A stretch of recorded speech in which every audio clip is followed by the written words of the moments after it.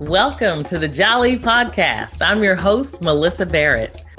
This podcast is for those who are interested in the conversation around diversity, inclusion, and equity.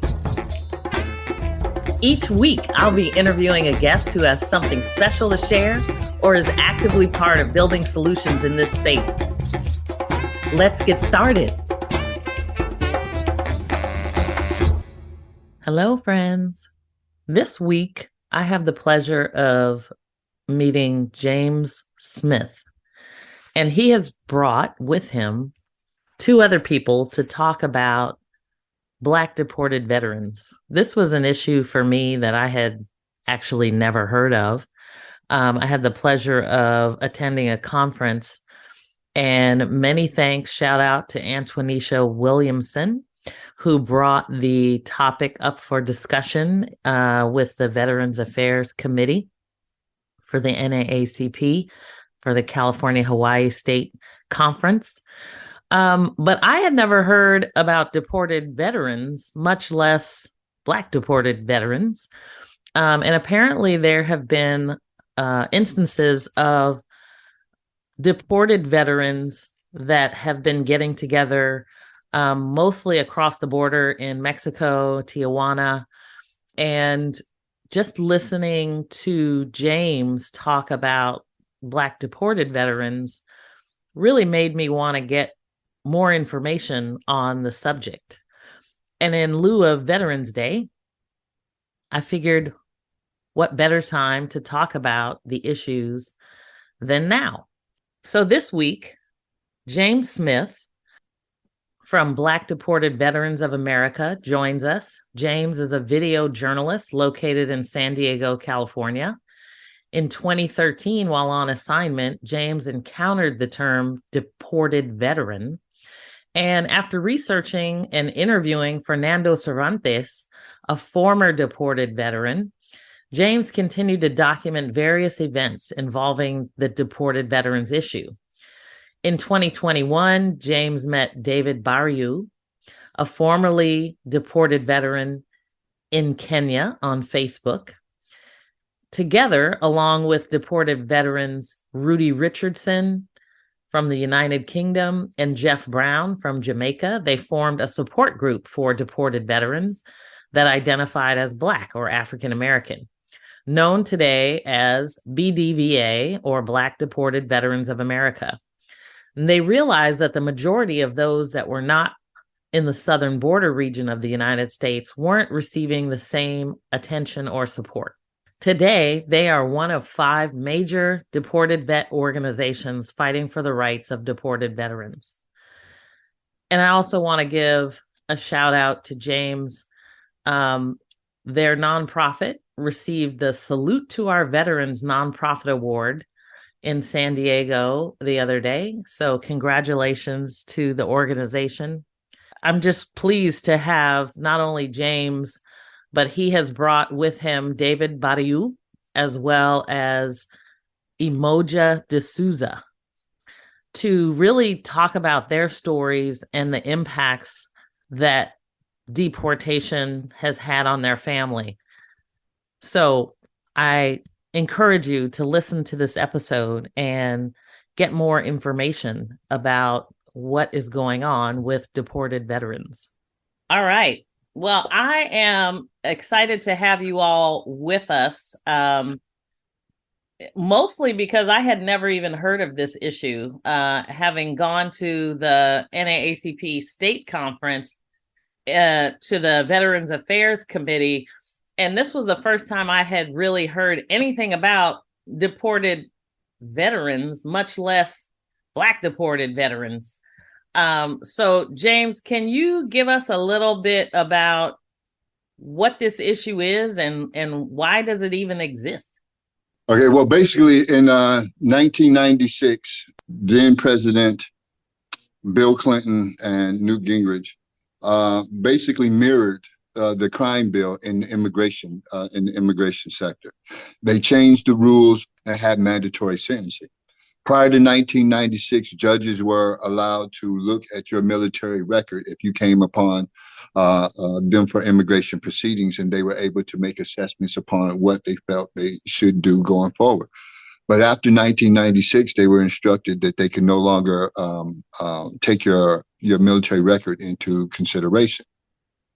This is one of the points that I try to point out to other veteran organizations and people to understand that that this was not a mistake. That what happened to veterans, it was not a mistake. They made sure that that when they changed this Immigration Act, they made sure that they included veterans in that process. So what wound up happening was they expanded a thing called aggravated felonies. In 1988, when they created the term, they being Congress created the term aggravated felony, it fit that term. It was for murders, trafficking in weapons, and trafficking in drugs, and human trafficking. So it fit that criteria. But since then, they've added over 30 other items that include things as much as DUIs, or you could be deported for petty theft if you wound up getting a sentence of 365 days, 365 days or more. And, unfortunately, for those that don't really understand in the criminal justice system, generally, especially in big cities like Los Angeles, San Diego, New York, if you get a year sentence, okay, most of the time everybody pleads out. All right. So if you get a year sentence, you're only looking at doing about 2.5 months. So you'll take that deal to go ahead and walk out, not knowing that to just take that 2.5 months, you just qualified yourself to be deported, if you don't have your paperwork. Now, the military has always had a pathway that allowed for citizenship, but they didn't have a unilateral process of doing it. Each department was left up to their own device on when and how they wanted to go about doing it. So that's where a lot of people wind up falling through the cracks in that situation. You've got some officers, that are uninformed, and some that may have been informed and purposely, misled but cats. But most people thought that once you went into boot camp and you took your oath of enlistment, that was the same as getting your citizenship. It was a done deal. You are one of the most prominent citizens in the United States, so citizenship should not be a problem. Your recruiter told you that when you signed up, you were going to get free schooling and you were going to get your citizenship. And so the recruiter didn't necessarily lie. You just didn't make sure he told you that it could be a very difficult process for you to go ahead and do. Now, during the time of conflict, which basically is from 2001 to present, and then those few years of Desert Storm and Desert Shield, those people were not what they call non-citizen inductees. They were given a status of expedited, that they were supposed to be a status to have expedited naturalization process. And again, because there was no unilateral way of doing this, some of them wound up falling through the cracks. Now, unfortunately, in 2008, was when we first started seeing the whole group of deported veterans, but we saw them in Mexico. And that's where everybody's focus became when people did find out about it. It became in Mexico because those guys were kind of smart. They grouped together instead of going back to their different provinces and stuff like this. They all stayed together there in TJ with the hope that something could happen, and it did. It got a notice and stuff and everything else. So different politicians and stuff went down there and they came out of there, and you hear the Hispanic caucus. When you dig into this, you start seeing how the Hispanic caucus and all these different Hispanic representatives pitching bills and doing things about this. Every person that I've interviewed since 2013 all said that there were people in Africa and Jamaica and Asia and all different countries. The thing was we never looked at the thing as a group of Black. My thing during that termination was that those that were trying to come back were on the lists of these two organizations that were down in TJ, Unified U.S. Deported Veterans and Deported Veterans Support House. But eventually found out that wasn't true after I met David, and so we began to grow Black deported veterans out of that. So I'm gonna ask Imo-jah to go first and really talk about. Can you kind of give us a little sense for your father's story and kind of how this has impacted you? So one, I just want to highlight the fact that I am here speaking with my dad on his behalf, and that's because he was recently sick. So even more reason to get him to come back to America. But a little bit about my dad's story is that my dad served in the U.S. Army. He joined shortly after he graduated high school, so around 17 years old or so. And he came to America at the age of 12. So it's kind of like he came at a very, very young age. He served in the Army for about 6 years and got an honorable discharge. He committed a few crimes and he has served time for the crimes. It wasn't anything gruesome like murder. It was like some petty crimes, but I guess that's subjective to who you're telling about the crime, right? And so he did the time for the crimes, and then 20 years later, ISIS is knocking on his door like, "You're going back to Jamaica." And it's just like, whoa, whoa, whoa, So that was like really crazy. And just a story about how that happened is that my dad was living in Atlanta at the time when he got deported, and he was there with his fiance. They must have gotten to an argument that night, and so she was sleeping upstairs and he was sleeping on a couch. Typical stuff, right? And so at 6 o'clock in the morning, he gets a knock on his door, and she comes down and opens the door, and so some like police officer type guys are like looking for someone, but it's not anyone that lives there. So my dad was just very confused by that, and ended up going to the door to say like, "Hey, like whoever you're looking for isn't here." And it was like, "Oh, you're Mark," and it just basically handcuffed him, and that's how it happened. So I heard that that's usually their typical tactic of acting like they're looking for someone else, and so they basically arrested him. And that was March of 2013. So I was a freshman in college at that time. And he spent 2 months in jail, which he spent his birthday in jail during that time, and then got deported back to Jamaica. So this March coming will make 10 years since he's been in Jamaica. Wow. So wait, so you said he served in the military and then 20 years later they went and did this. So how did, I mean, is it just like all of a sudden their records got updated and they decided that they needed to go do this, or how does? Yeah, we're trying to pinpoint like how that actually happened or how they like found him per se. I want to say that he went to renew his license or something like that, and maybe that pinged something on their radar. I don't know if they've been looking for him or whatever the case may be. And just doing a regular daily activity, updating my license, and then next thing you know, they're at your door. But again, the crimes that he committed were done 20 years prior, and he hadn't done anything within those 20 years. All he did was serve the time, so kind of like he's being punished twice at this Right, point. interesting. All right. So and David, can you talk a little bit about your story? We now are in Jamaica, but I know you have a different story. Yes, Melyssa. Well, my story is I came to the United States in August of 1998 to pursue my further education with a F1 student visa at Southern Arkansas University. 2 semesters down the lane, I was on holiday in Dallas with my friends. I was approached by a recruiter and promised me all kinds of good stuff, free education and naturalization, respectively. I got recruited in the U.S. Army. And then 2 years down the lane, my unit commander calls me in and lets me know that my recruiter, he's been court-martialed for fraudulently recruiting internationals in the Army. So I had to attend to that. I had to go to Fort Hood, Texas for his court-martial. He was found guilty. Then with that result, the U.S. Army honorably discharged me because now they couldn't keep me in.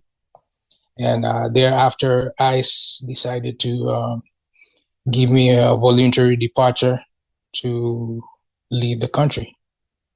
So at that point in time, I wasn't conversant with immigration laws, and I opted to get more advice from my friends. I drove back to Dallas.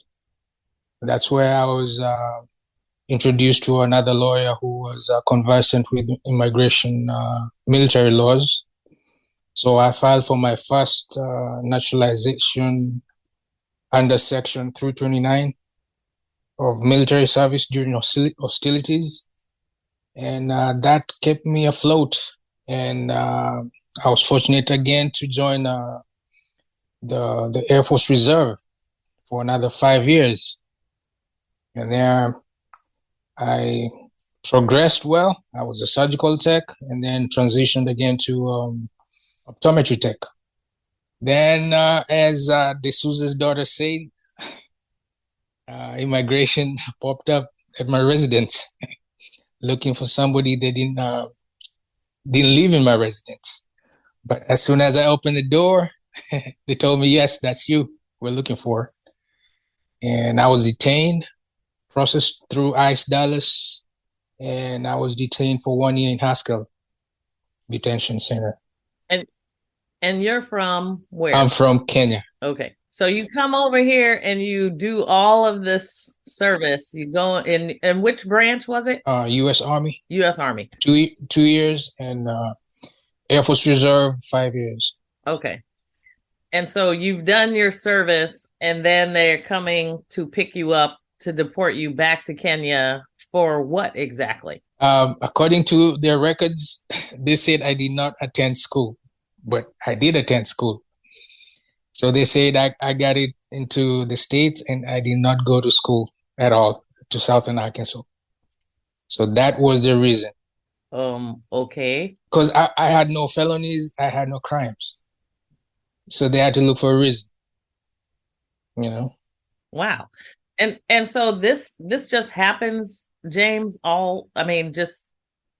they just decide that if somebody hasn't gone to school that they can be deported back to wherever they were born?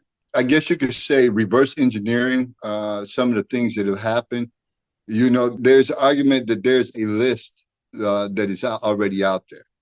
They won't acknowledge, they meaning DHS and the government doesn't acknowledge there's a list. But what happened to Imo-jah's dad, Mark, I saw happen to some other veterans. But they had gone to apply for their veterans benefits at the VA. And 2 months after that, they got removal notices. And again, in their cases, minor crime, misdemeanor crimes, were over 2 decades old. They had been paying taxes, upstanding tax citizens, hadn't been back in trouble, operated, a school and different things in the Colorado area.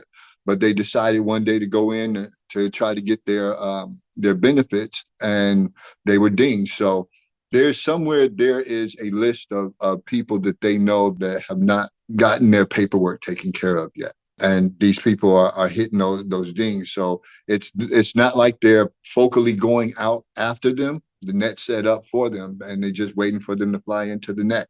At one time or another, you're going to have to go renew your license. At one time or another, you're going to have to sign up in the VA.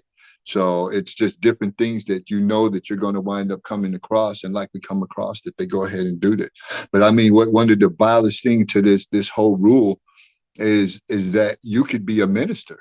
You could have created that crime when you were, fresh out of the service, having a hard time transitioning, then gotten your life around, and you're the minister of a congregation, and you just happen to go out on a Black Lives Matter march, and they decide to do a roundup, and you get deported. Because of something that happened. No matter what your status is right now, that's not taken into consideration. It's if that crime fits to that bill, it's goodbye to you. Yeah, and I think Imo-jah said it's like you're getting double penalized for something that has been done seemingly years ago in these cases anyway. So how is it impacting the families? Because I know, David, I think you had mentioned that you have a family, and I think you were over here and then you were deported back to Kenya, and life was different when you got back. And Imo-jah has this, this was your father, so he was taken away and you're still here in America. So how has it impacted the family unit? So my dad has 9 kids, and yeah, he has a lot of kids, but we all love him very, very dearly. And it has impacted us tremendously. My dad has missed the births of grandchildren. He's missed graduations. I'm actually set to get married in March, and it breaks my heart that he probably won't be able to walk me down the aisle, or maybe who knows. And so very, very depressing stuff. And also the same woman that I spoke about earlier, who was his fiance, she actually passed while he's been away. And so he hasn't been able to attend her funeral. And she was like the love of his life.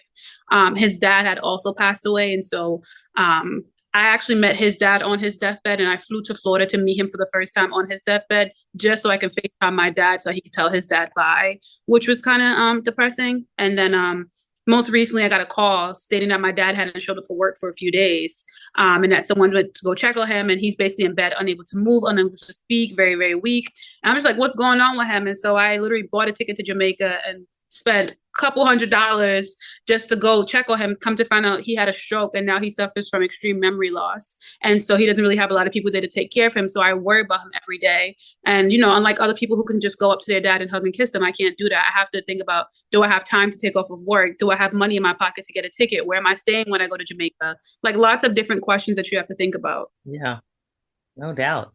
David? My situation is getting deported back to a country I've been gone for over 9 years, and I'm going back to a hostile situation. They don't say it much in the media, but our neighboring country is Somali in Kenya, and they're known to have radicals. They're called Al-Shabaab. And the situation, even before I came to the States back in 98, 3 days after I got my F1 student visa, they bombed the embassy. If you can recall the U.S. bombing, U.S. embassy bombing. Yes, 3 days after. Now I'm going back to the same situation. Mm-hmm. They've been terrorizing malls, schools, police departments, transportation, churches. So it's not been easy for me. And I'm going back as a veteran. My status is I am a veteran.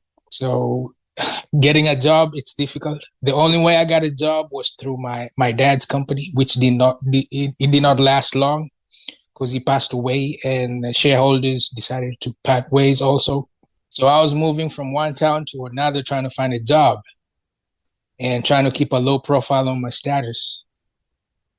And I was fortunate enough to get family. I have 2 kids, and it's been rough.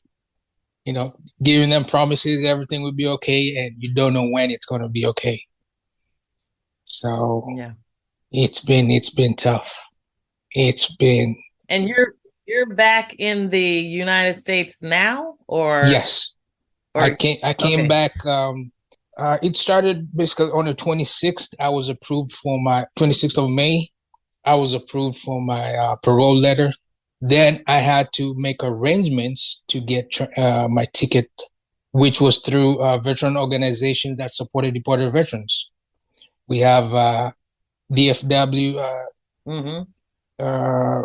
There's a commander, Levier, with assistance from James. They went out there and promoted my situation and were able to come up with the airline ticket.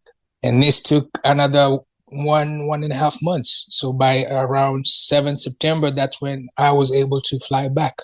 Wow. It was tasking, as in people didn't understand. The government will take you back, deport you back to wherever the origin of your country, but they will not bring you back. That is your own expense. So different. Wow. Interesting. Let's pause for a moment. We'll be right back.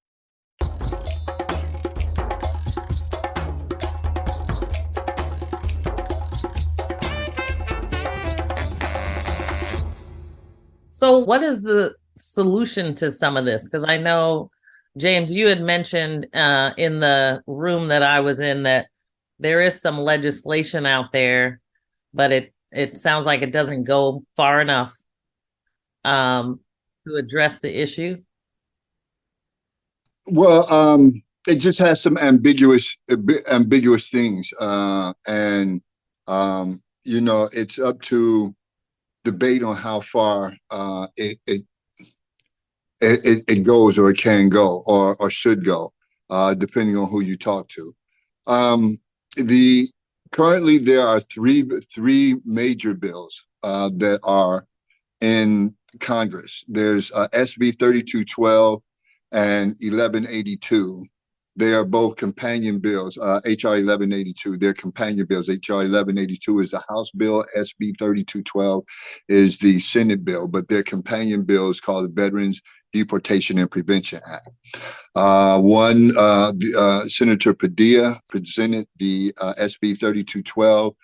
Some of the supporters are Cory Booker. They're signed on are Cory Booker, Bernie, Elizabeth Warren, Dick Durbin, Dianne Feinstein, of course, Padilla, and a couple of others.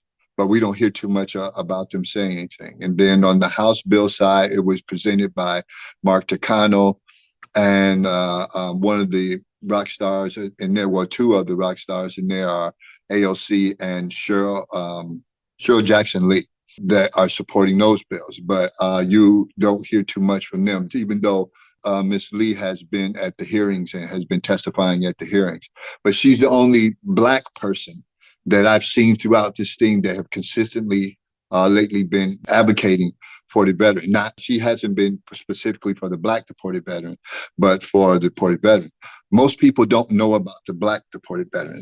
Those that even know about this issue, they only know it in a Hispanic sense. So getting back to the legislation. So the legislation has been tinted in that sense, that has been more of an immigration issue. And that's what keeps getting people locked up into it. And the divisiveness of it is people keep trying to look at it as an immigration issue, whereas we look at it as a veteran issue. It is an issue of honor. Now, what has happened is that this past summer, HR 7986 was introduced by Mark Takano. That's the Veteran Service Recognition Act. Theoretically, it's 1182 and 1183 put together. 1182 was stopping the deportation veterans and helping them bring back. 1183 was honor the oath. That was basically saying that when you raise your hand for that citizenship, then the pathway should be presented for you, in a unilateral way so that you're able to achieve that, raise your hand and took the oath for.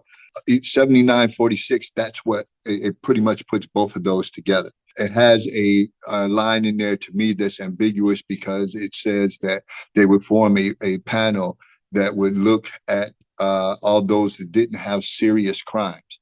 So it's what the serious crimes mean, in that process. Unfortunately, that's what we're really going to need is legislation to change things around, because what they've been promoting out here, the MV, Immigrant Military Members and Veterans Initiative, it looks good from the outside, but when you're operating it on the inside and seeing the inside, you realize this is what I was talking about a Band-Aid or a bullet hole. If you follow the hearings or follow what they're talking about, they're utilizing a thing or a term called humanitarian parole. And that's the process by which bringing cats back if they choose to decide that you are worthy of coming back. And that criteria is not shared with those of us that are, fighting for this, not even with the lawyers. We have meetings with the ACLU and immigrant defenders and public counsel and Margaret Stock and some of the great lawyers that have been, dealing with this situation at the beginning of every month. Actually, we have another one tomorrow, meeting with them tomorrow, the first Thursday of each month. And they share with us the challenges that they have. And one of the challenges is that they're not giving the criteria of what is like the baseline that people are looking for. So when you're going in, you're having to shoot for the moon. And then Congress has given them the leeway that they don't have to tell you why they turn you down.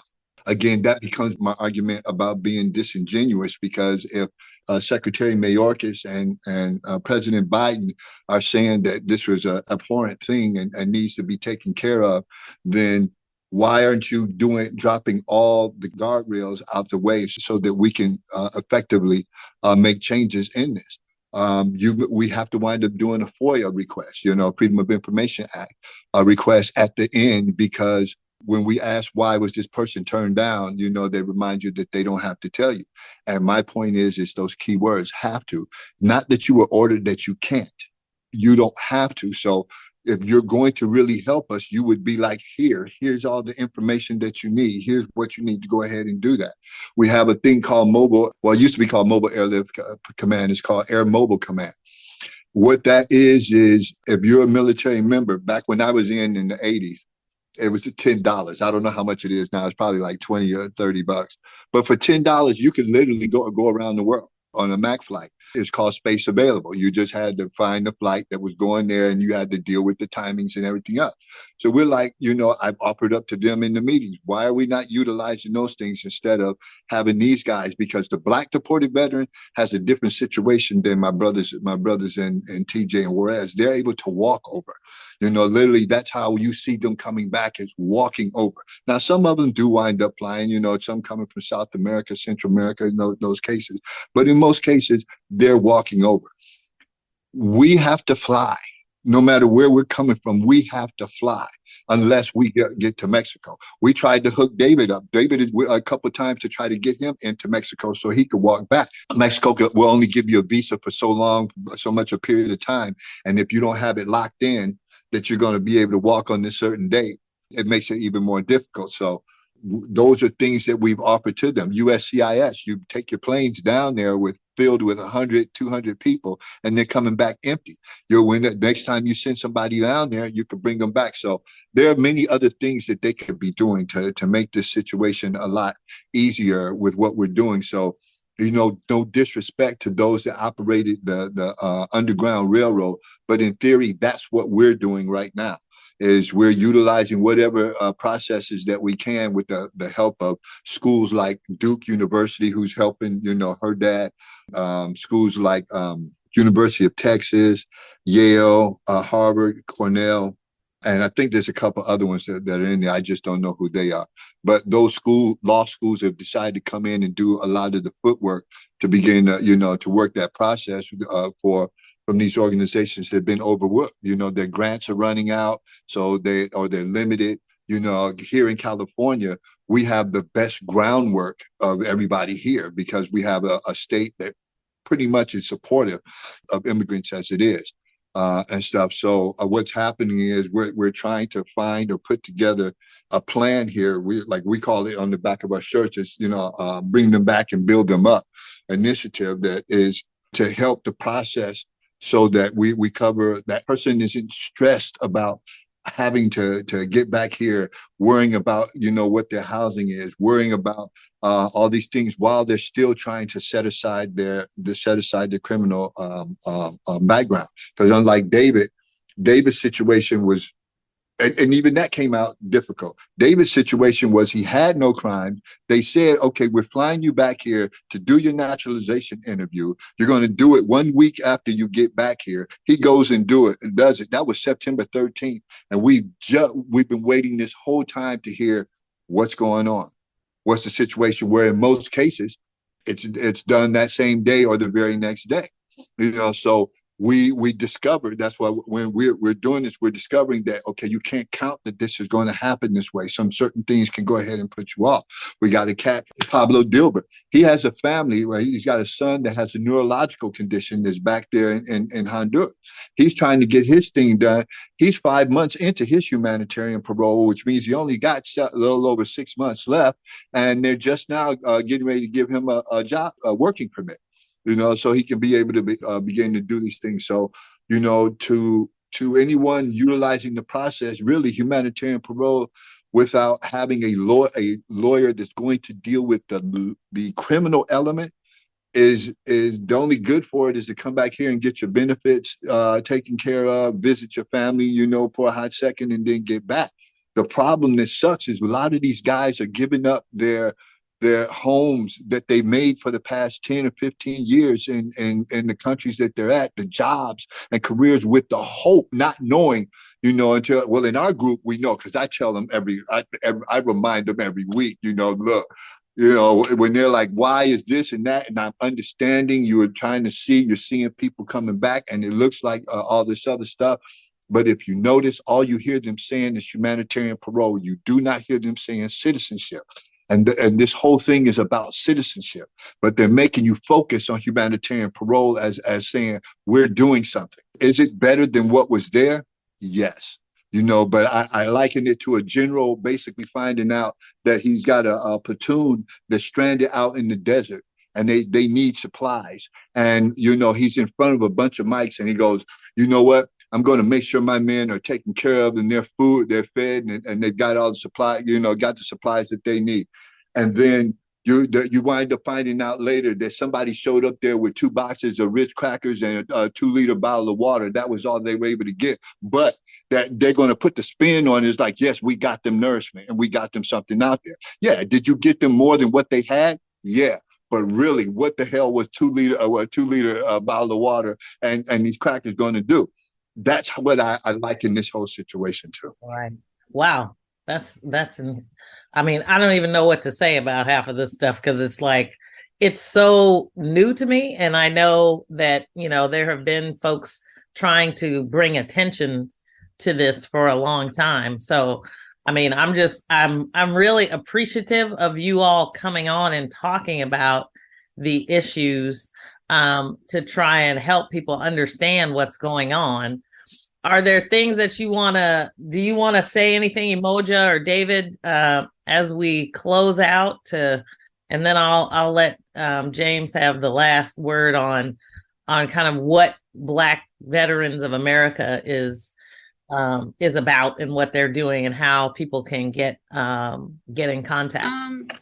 I'll just close with that. I think this whole situation is insane. I think that the government just looks at people as like a number, and they don't really consider the fact that you have family, you have people who really care about you here. And it's just sad. I miss my dad. I'm almost 30 years old and I'll forever be a daddy girl. And so I want to see my dad here. My dad came to America at 12 years old. America is his home regardless of where he was actually born at. And so he's hoping that he's able to come back. Another layer of this that I just want to touch on really quickly is mental health. That's another thing that people do not shed light on. You go back there, people are depressed and all types of mental illnesses that you deal with on top of PSD from serving in the Army and any other issues associated with being in the Army. And I know for a fact that my dad is depressed about, his living situations because Jamaica, people see the Montego Bay and see this beautiful country. It is a very beautiful country, but in some areas it looks like a third world country. But people don't think about that because it's out of sight, out of mind. And so it's just really messed up that the government allows people to go back to live in such conditions after they've spent their time fighting for the country. For sure. David? We ignore the fact that this country is a nation built by migrants. And with our outdated immigration policies, they must be modernized and not be undermined by political bureaucracy that channels hate and racism across the board. Our leaders in Congress should not entertain the deportation of U.S. veterans because it does put us in harm's way and also exposes the discrimination of people of color despite serving, protecting the Constitution and laws of our founding fathers. We should also help deported U.S. veterans get back as soon as possible by bringing awareness through Black Deported Veterans of America with the initiative to bring them back and build them up. Make the transition process reliable and readily available to deported U.S. veterans before and after re-entering the United States. Well said. Well said. So, James, why don't you tell us a little bit about how people get in contact with Black Deported Veterans of America? And I know you're also the group is a channel to other deported veterans groups as well. So how can folks get in touch? Okay, well, we have a website, blackdeportedveteransofamerica.com. And if you go there, we also have a link to contact us, or basically to contact me. Right now, it's in its basic. It looks pretty good, but it's really in its basic infancy for a website. But it has it has information on there. Some of the people that we work with and events that we've shared with. You have there are videos on there that are educational to teach you about the deported veteran issue, and what to teach you a bit about HR 7946 from Mr. Takano. It's one of his town halls, and then you also have testimonies from people like Imo-jah and her brother, and from Jean's family. Jean is a cat that's in Haiti, that He suffered it with one of his sons committed suicide, while he's been gone. Daughter wound up getting in the gangs. And these are all things that his family can also attribute to the fact that he wasn't there because he had a good relationship with them prior to being deported. So it's one of the things that messes with. So what we're trying to do is push the legislation issue for HR 7946 to pass because it's the first one of all the bills that have been out there that actually has made it out of the subcommittees and is into the House. As far as I'm concerned, it sets a precedence for us to be able to go forward from. Can it be better? Yes, but it does set a precedence for us to be able to go from. We partner with other organizations like Repatriate Our Patriots in El Paso, Texas, Green Card Veterans in Chicago, Illinois, Unified U.S. Deported Veterans in TJ, and Deported Veterans Support House, which is run by Hector Barajas. That is, normally you would know it from TJ, but he's resettling it here in San Diego. And then we work with there are other individual organizations or people that are coming involved. Our blessing was that we reached out in January and connected to the NAACP. And so we are looking for more of the Black organizations to raise more awareness through our Black leadership, the Black Caucus, so that they are part of this and not just keep seeing the Hispanic Caucus. Because when you go and do your research on this, you're going to see Hispanic Caucus is there about everything, but we don't have representation there. And in that video, that's what I bring up. If you don't know you got skin in the game, there's no reason for you to play a part. So, Right. All right. Well, thank you so much, all of you. I really appreciate you coming on and, best wishes to your father, Imo-jah, and to David. I know you're in the midst of it as well. And just thank you for the work that you're doing, James, not only really for all of your service to all of you, but for, all of this that you now have to go through. It boggles my mind a little bit. So I hope we can raise a little more awareness about the issue. And certainly, James, as you mentioned, the legislation that is out there and representation goes a long way. So thank you all for being here. One of the other things that can help, I'm sure you got, is me to kind of share this with them, because a lot of them, when they hear deported veteran, all they're thinking of is our Latin brothers, there and there. Well, that story's been done. That story's been done. I've tried my damnedest to give this to a Black, media outlet, because we're supposed to tell our story. And it just, for whatever reason, we're not blessed with enough people like you to go, hey, no, we need to do a show on that. So if you can share this with your other peers and colleagues that we are available to tell this story.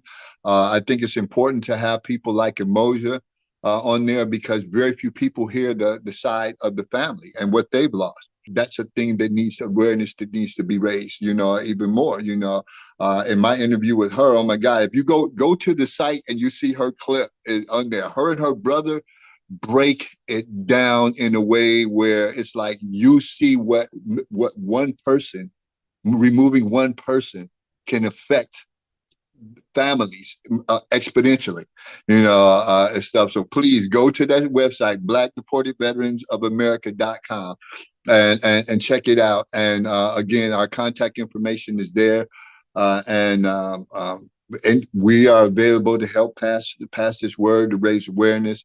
We have a donate button there, so don't be afraid not to donate on there, and we'll be putting our T-shirts up there pretty soon too, for donations and purchases. All right. Thank you again. Appreciate you on the Jali podcast. So look forward to hearing good news at some point. Most definitely. Thank you very much. Thanks for joining me on the Jali podcast. Please subscribe so you won't miss an episode. See you next week.